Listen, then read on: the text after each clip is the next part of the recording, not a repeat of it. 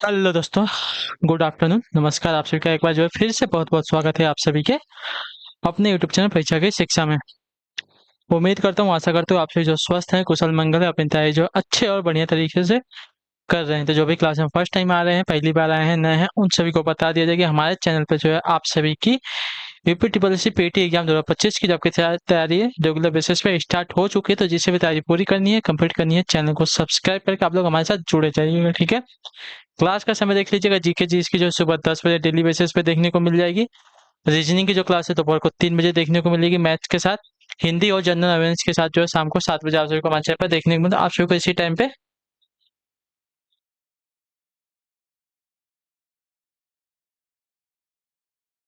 आप सभी को क्लास से जुड़ के अपनी तैयारी को पूरा कंप्लीट करना है। ठीक है। नीचे डिस्क्रिप्शन आपसे कोई इंस्टाग्राम टेलीग्राम का लिंक मिलेगा, तो आप इंस्टाग्राम पे फॉलो कर लीजिएगा, टेलीग्राम चैनल को ज्वाइन कर ले। टेलीग्राम चैनल पर डेली बेसिस पे क्लास का अपडेट, आपको एग्जाम का अपडेट जो है देखने को मिल जाएगा। तो आप लोग जो है टेलीग्राम चैनल को ज्वाइन कर लीजिएगा। ठीक है।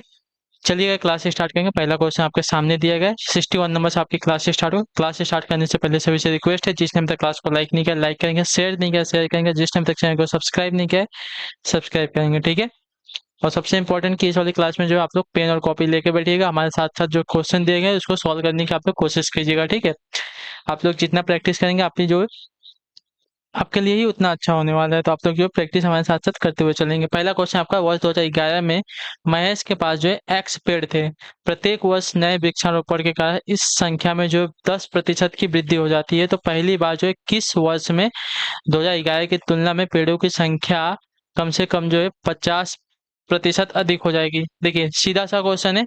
अगर आपको ऐसे ही अगर समझना है तो समझ सकते हैं। देखिए 2011 में कितने पेड़ थे? एक्स पेड़ थे। ठीक है। और प्रत्येक वर्ष जो है नए वृक्षारोपण करने के कारण जो इसमें 10% की वृद्धि हो रही है। तो 50% की वृद्धि जो है 2011 की तुलना में कब हो जाएगी? तो देखिए 2011 में के बाद आपका 2012 आएगा, जिसमें 10% की वृद्धि हो जाएगी। 2013 जाएंगे 20%, 2014 जाएंगे 30%, 2015 जाएंगे 40%, और 2016 में जाएंगे तो आपका 50% हो जाएगा। ठीक है। अगर इसको सॉल्व करने की बात करें तो देखिए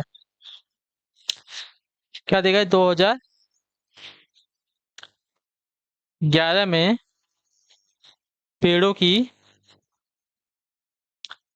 संख्या कितनी है? एक्स है। ठीक है। और वृद्धि कितनी हो रही है हर वर्ष? वृद्धि प्रतिशत में कितनी है? 10% की वृद्धि है। क्लियर है सभी को इसके बारे में? तो देखिए एक्स का 50% अगर हमको निकालना है,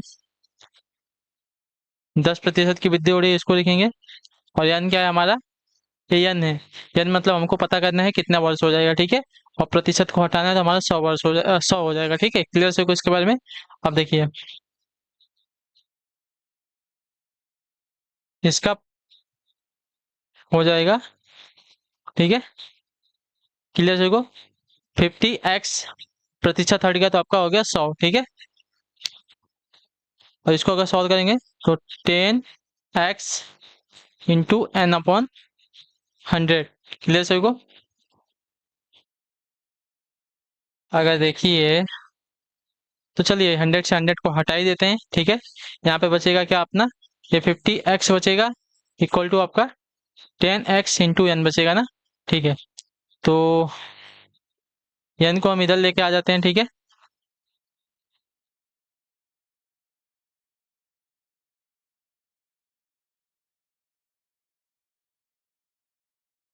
आपका 50x अपॉन 10x हो जाएगा। इसको इससे डिवाइड कर लेंगे तो आपका आ जाएगा 5x। ठीक है। यानी कि आपका आंसर आएगा साथियों 5। एक्स कट जाएगा तो यहाँ पे भी एक्स नहीं आएगा, आपका आएगा सिर्फ 5। तो 2011 में अगर 5 को जोड़ते हैं, ठीक है, 2011 प्लस 5 वर्ष जोड़ेंगे तो आपका आ जाएगा 2016, जो मैंने आपको बताया था कि आपका आंसर आ जाएगा 2016। तो ऑप्शन नंबर आपका बी राइट हो जाएगा।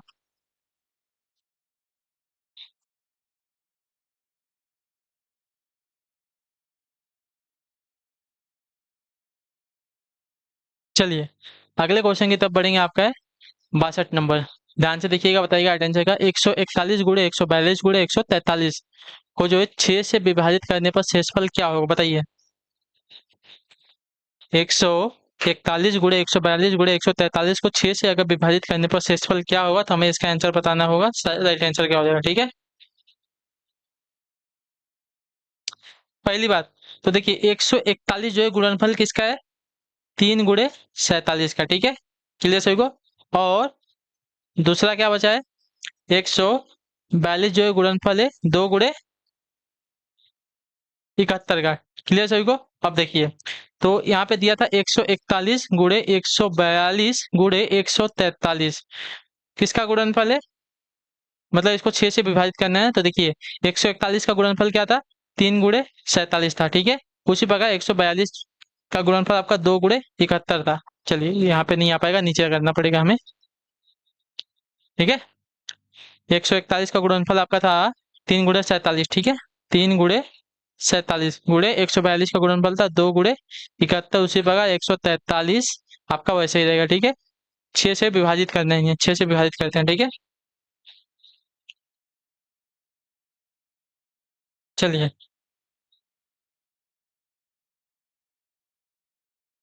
तो अगर इनको अगर विभाजित करने जाते हैं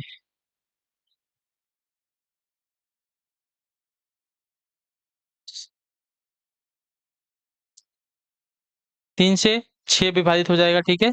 47 से अगर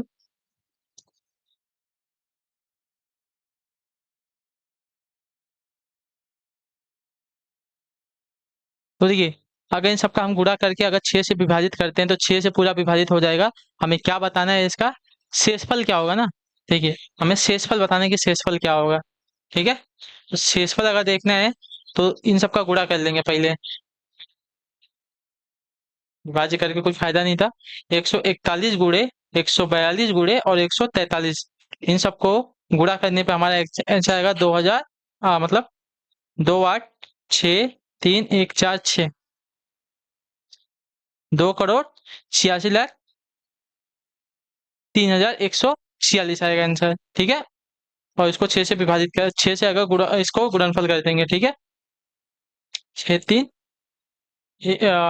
1 4 6, इसको अगर 6 से डिवाइड करते हैं तो पूरी की पूरी डिवाइड हो, यानी कि इसका शेषफल आपका आएगा 0, ठीक है। इसका शेषफल आपका आएगा साथियों 0, तो इसका राइट आंसर हो जाएगा साथियों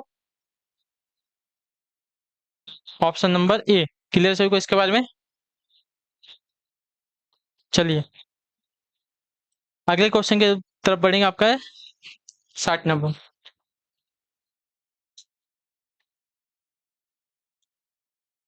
ये जो संख्या दी गई है पूर्णतः विभाज्य संख्या है, ठीक है। जो पूर्णतः विभाज्य हो जाएगी तो उसका शेषफल क्या आएगा, आपका 0 ही आएगा, ठीक है। चलिए निम्नलिखित संख्याओं में से कौन सी संख्या जो है एक पूर्ण वर्ग नहीं है, ठीक है। एक पूर्ण वर्ग वाली संख्या कौन सी नहीं है,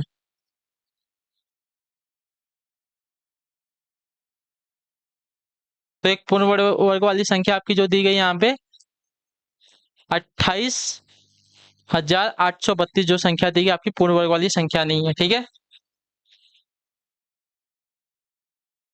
क्लियर सभी को इसके बारे में।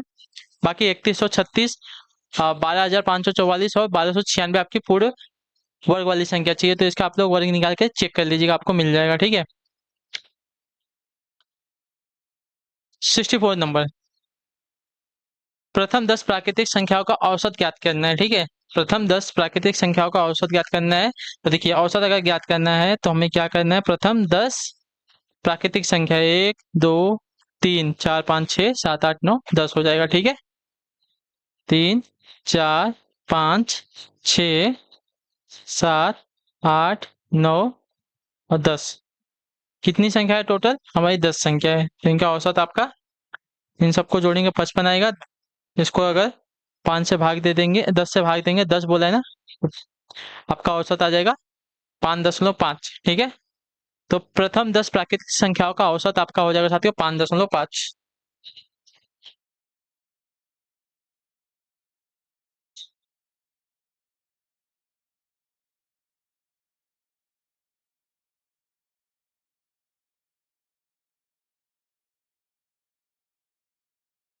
चलिए 65 नंबर क्वेश्चन सामने दिए गए, ध्यान से देखिएगा, बताइए गए रहेंगे। यदि 2 घाते x गुणे 5 घाते x के अंत में 5 होता है तो x का मान कितना होगा, ठीक है। चलिए अगर इसको सॉल्व करना है तो क्या करेंगे, 2 घाते x गुणे 5 घाते x इक्वल टू 2 गुणे 5 घाते x, इसको ऐसे लिख सकते हैं, ठीक है। 2 गुणे 5 आपका 10, कहते एक्स हो जाएगा। ठीक है, क्लियर सभी को। चूंकि एक्स का मान कोई भी रखने पर अंत में आपका 5 नहीं आ सकता। ठीक है, क्योंकि एक्स का मान कुछ भी रखने पर आपका अंत में जो है 5 नहीं आ सकता, अतः यहाँ पे एक्स का कोई मान नहीं होगा। ठीक है, तो एक्स का यहाँ पे कोई भी मान नहीं होगा, तो ऑप्शन नंबर आपका डी होगा। एक भी रखेंगे तो भी नहीं आएगा। ठीक है, एक भी रखेंगे अगर 10 का मान, तो यहाँ पे 10 गुणे एक हो जाएगा कितना। चलिए अगर एक को रखते हैं, ठीक है, देखिए पहले वालों को रखते हैं, एक्स का मान अगर एक रखते हैं तो 10 गुणे आपका लास्ट में आपका एक नहीं आएगा। जीरो रखेंगे तो भी नहीं आएगा, और अगर दो रखते हैं तो भी नहीं आएगा, क्योंकि आपका ये आपका 100 हो जाएगा। ठीक है, तो अंत में आपका 5 नहीं आ रहा है, तो एक्स का मान यहाँ पे कोई नहीं होगा। ठीक है, एक भी नहीं होगा, जीरो भी नहीं होगा, दो भी नहीं होगा, तो ऑप्शन नंबर आपका डी राइट हो जाएगा। क्लियर सभी को इसके बारे में।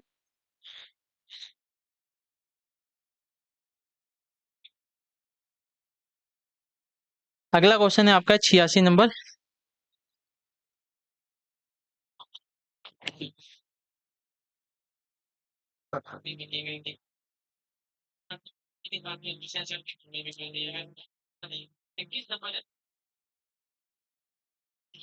चलिए क्वेश्चन नंबर 86 आपके सामने।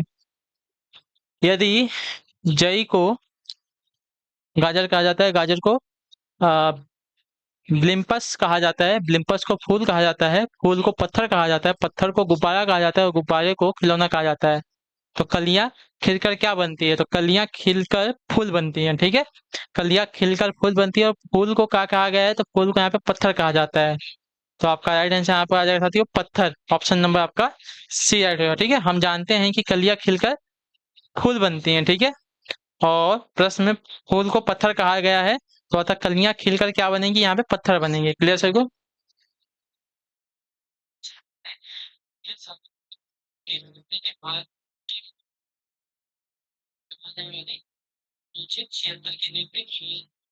चलिए अगले क्वेश्चन की तरफ बढ़ेंगे। आपका 87 87 नंबर है। 5 शब्द दिए गए हैं जिनमें से 4 किसी तरह से एक जैसे हैं और एक अलग है। ठीक है, बेमेल का चयन करना है। अर्धवृत्त है, अर्धविराम है, सेमीफाइनल है, सेमिनार है, यानी कि संगोष्ठी है, या अर्ध स्वरक है।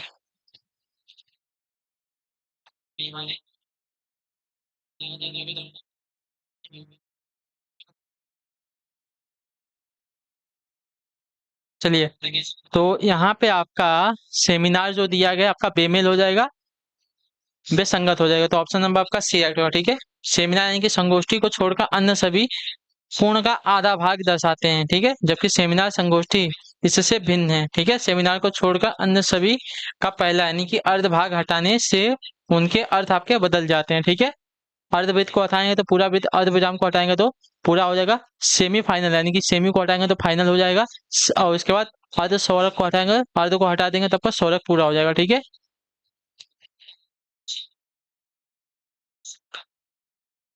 88 नंबर है, 88 नंबर है। यदि P प्लस क्यू का अर्थ आपका पी क्यू की बहन है। ठीक है, प्लस का अर्थ है कि पी क्यू की बहन है। ठीक है, क्लियर सभी को इसके बारे में।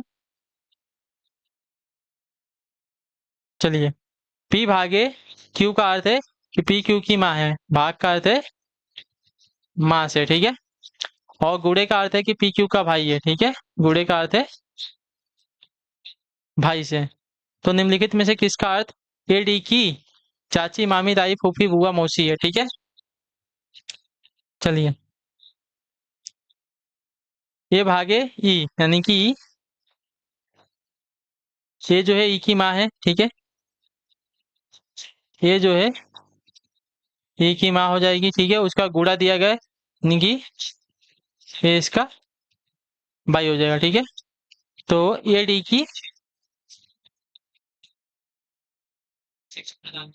की चाची, ताई, मौसी तो नहीं होगा। ठीक है, क्योंकि ये अगर दोनों भाई हैं तो इनकी माँ अगर सेम हो जाएगी, तो पहला वाला तो नहीं होगा। ठीक है, दूसरे वाले की देखते हैं। अब जो है एक ही माँ हो जाएगी। ठीक है, अब जो है एक ही माँ हो गई। ठीक है, क्लियर सभी को। ये इसकी बहन हो गई। ठीक है, और इसकी गुड़े का अर्थ क्या है, भाई ना, ये इसका भाई हो गया। डी जो है इसका भाई हो गया, तो ये भी आपका नहीं होने वाला। ठीक है, ए डी की चाची, मामी, ताई नहीं होगा, क्योंकि ए और डी आपस में क्या हो रहे हैं, यहाँ पे भाई हो रहे हैं। ठीक है, भाई वाला संबंध आ रहा है, ठीक है। अब तीसरे की बात करते हैं। जो सी वाला दिया गया इसका, ए प्लस बी प्लस का दिया गया है क्या, ए प्लस क्यू की बहन है, ठीक है। चलिए ए प्लस दिया गया है, तो बहन का संबंध हो जाएगा यहाँ पे।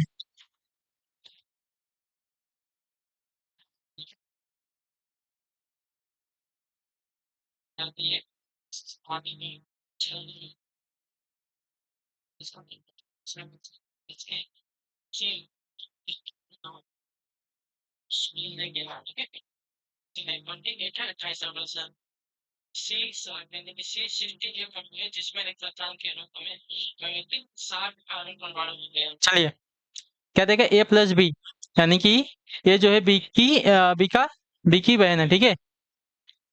ये जो है, ये इसकी बहन है, ठीक है। ये आपकी बहन वाला संबंध है। भाग, भाग का अर्थ क्या है कि माँ है, ठीक है। तो बी जो है सी की माँ हो जाएगी, क्लियर सभी को। और ये इसका गुड़े वाला संबंध दिया गया है ना, गुड़े वाला संबंध यानी कि जो डी है इसका भाई है, ठीक है। डी इसका भाई है, तो डी और ए के बीच में आपका संबंध हो जाएगा, ठीक है। डी और सी की माँ आपकी कौन है, बी है। बी की बहन कौन है, ए। तो ए जो है सी और डी की क्या हो जाएगी, मौसी हो जाएगी। तो ए वाला संबंध आपका सही हो जाएगा, सी वाला। क्लियर सभी को इसके बारे में।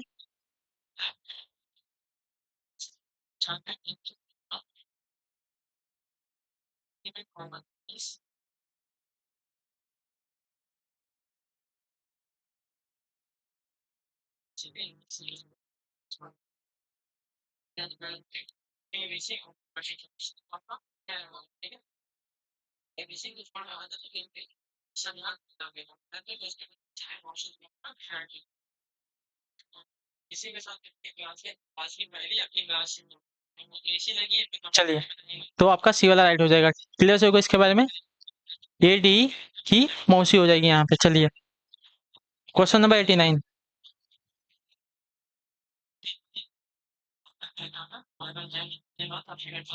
चलिए, दिए गए कथन और निष्कर्ष को ध्यान से पढ़े और निश्चित करें कि कौन सा या कौन से निष्कर्ष तार्किक रूप से कथन का अनुसरण करते हैं। चलिए, कथन दिया गया है, भारतीय सिनेमा में बदलते दौर इस बात की गवाही दे रहे हैं कि सितारे यानी कि कलाकारों की बड़े बजट की फिल्में खराब कारोबार कर रही हैं और विषय वस्तु आधारित छोटे बजट की कई फिल्में बढ़िया कारोबार कर रही हैं, ठीक है। चलिए, तो निष्कर्ष यहाँ पे दिया गया है।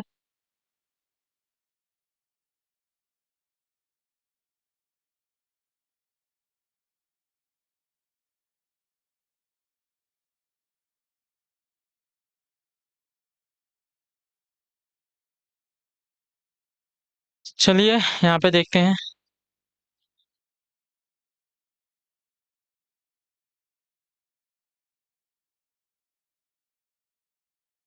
तो निष्कर्ष दिया गया है कि सितारों, पहला कथन क्या है, भारतीय सिनेमा में बदलते दौर इस बात की गवाही दे रहे हैं कि सितारों यानी कि कलाकारों की बड़े बजट की फिल्में खराब कारोबार कर रही हैं और विषय वस्तु आधारित छोटे बजट की कई फिल्में बढ़िया कारोबार कर रही हैं, ठीक है। तो निष्कर्ष दिया गया है, सितारों यानी कि कलाकारों को चयन को अधिक महत्व न देते हुए अपनी कथा सामग्री के कारण छोटे बजट की फिल्में अत्यंत सफल रही है। पहला निष्कर्ष तो निकल के आ रहा है, ठीक है। निष्कर्ष ये तो आपका सही आ रहा है। बड़े सितारे यानी कि कलाकारों के चयन के कारण बड़े बजट की फिल्में बॉक्स ऑफिस पर असफल रही हैं, ये आपका गलत बात है, ठीक है। बल्कि आपका, अगर उसकी कहानी सही है तो आप कलाकार कोई भी लेके आइए, आपके लिए वो राइट रहेगा, ठीक है। चलिए, तो केवल निष्कर्ष आपका यहाँ पे एक निकल के आ रहा है, ठीक। क्वेश्चन नंबर 90 है, 90 नंबर। विकल्प है, आकृति में कौन सी आकृति जो है दी गई आकृति की दर्पण आकृति है यदि दर्पण को दाहिनी ओर रखा जाए तो, ठीक है। दाहिनी ओर रखा जाता है यहाँ पे, तो ये अगर देखा जाएगा तो इसकी प्रतिबिंब आकृति में पहला तो षष्ठभुज ऐसे बन जाएगा यहाँ पे, ठीक है। षष्ठभुज यहाँ पे बनेगा, उसके बाद आपका एरो यहाँ पे बनेगा, ठीक है। उल्टा बनेगा, और ठीक है, ये आपका यहाँ पे बनेगा, ठीक। और ये आपका यहाँ पे बनेगा, ठीक है। जो पंचभुज है आपका यहाँ पे बनेगा। तो आपकी उत्तर आकृति बनेगी। ठीक है, तो उत्तर आकृति जो बनेगी आपकी,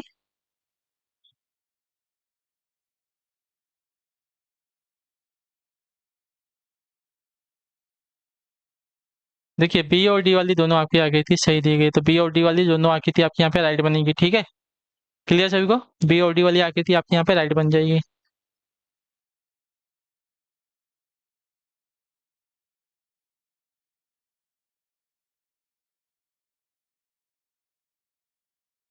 चलिए, तो इसी के साथ आपकी जो क्लास है आज की यहीं पे पूरी होती है, कंप्लीट होती है। और जीके वाली क्लास में जो है आपका आरबीआई की स्थापना जो है आपकी वर्ष 1935 में हुई थी, वो वाला क्वेश्चन आप लोग राइट कर लीजिएगा। ठीक है, क्लियर सभी को।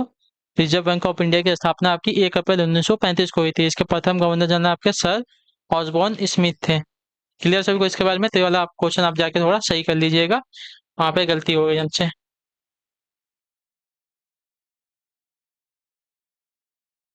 चलिए, क्लास कैसी लगी अपना जो फीडबैक नीचे कमेंट में बताइए। क्लास अच्छी लगी क्लास को लाइक किया, चैनल पहले चैनल को सब्सक्राइब करके जाइएगा। हम आपसे मिलते हैं आपकी अगली क्लास है, तब तक के लिए टाटा बाय बाय, जय हिंद जय भारत। आपसे क्लास से जुड़ने के लिए बहुत बहुत ही धन्यवाद साथी।